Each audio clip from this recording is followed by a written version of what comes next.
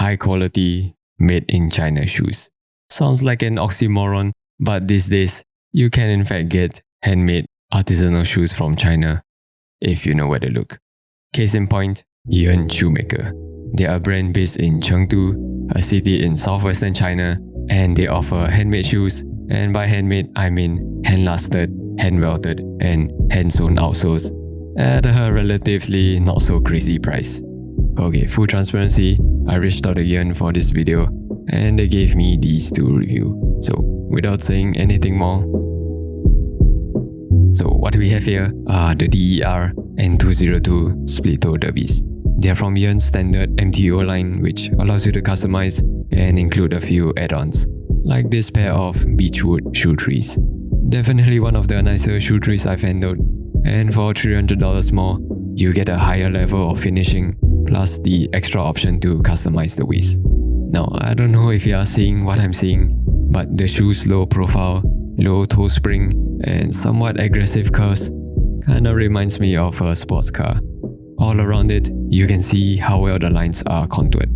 I suppose this is due to the hand lasting, which allows for a stronger definition on the waist, as well as an asymmetric forefoot and heel.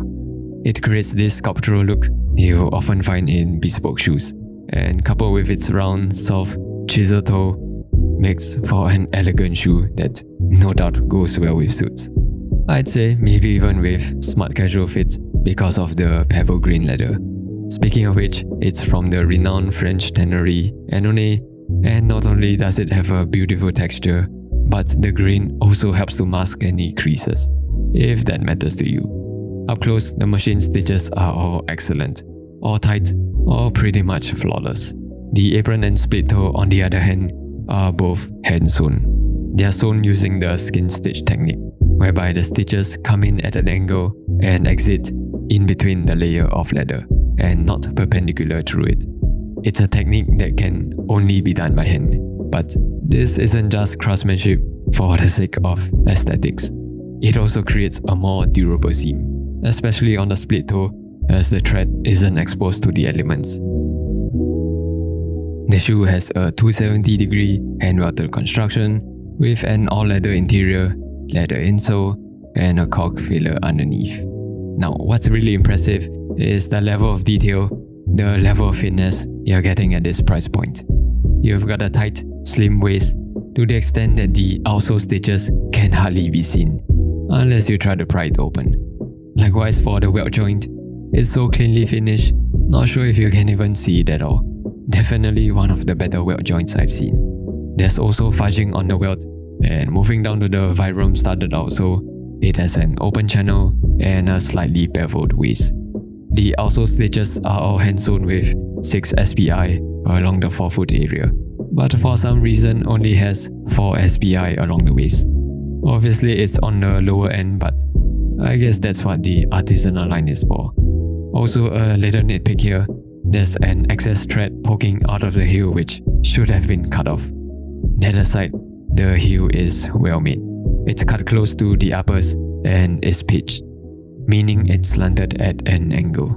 Don't think it has any functional purpose, but like many of the other details, it makes for a more refined, visually interesting shoe.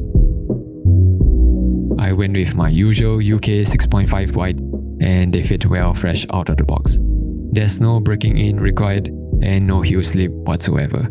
On some shoes, it's not uncommon for the collar to dig into my ankles because of my low volume foot, but that's not the case here because of its lower collar resulting from its lower profile. However, because of my low instep, I kinda need the quarters to overlap to get a secure fit, which also makes the shoelaces a tad longer. It's not really a big deal, at least compared to how slippery the shoelaces are. They come undone way too easily, and at first, I thought it was just a one-time thing, but it just kept happening. Luckily, I had some shorter, matching laces lying around that could properly hold the knot, so I swapped them in and all's good now. This being a hand-welted shoe, there's a closer to ground feel and a sense of lightness compared to most Goodyear welted shoes.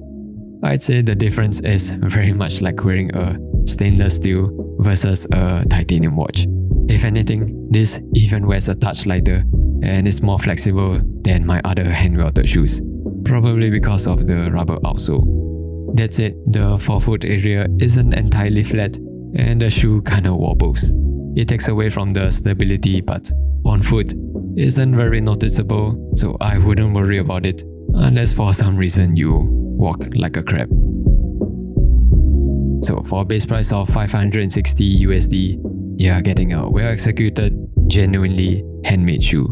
On paper and in person, it's a step above other, mostly machine-made, Goodyear welted shoes from European brands around this price point.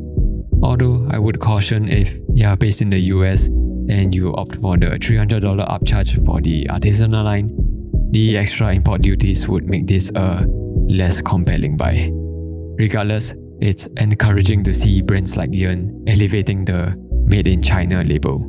I think if you can get past that stigma, and crucially, you're one of those who values a higher level of craftsmanship, if you want a taste of the finer details without actually spending thousands going bespoke, then Yearn should definitely be on your radar.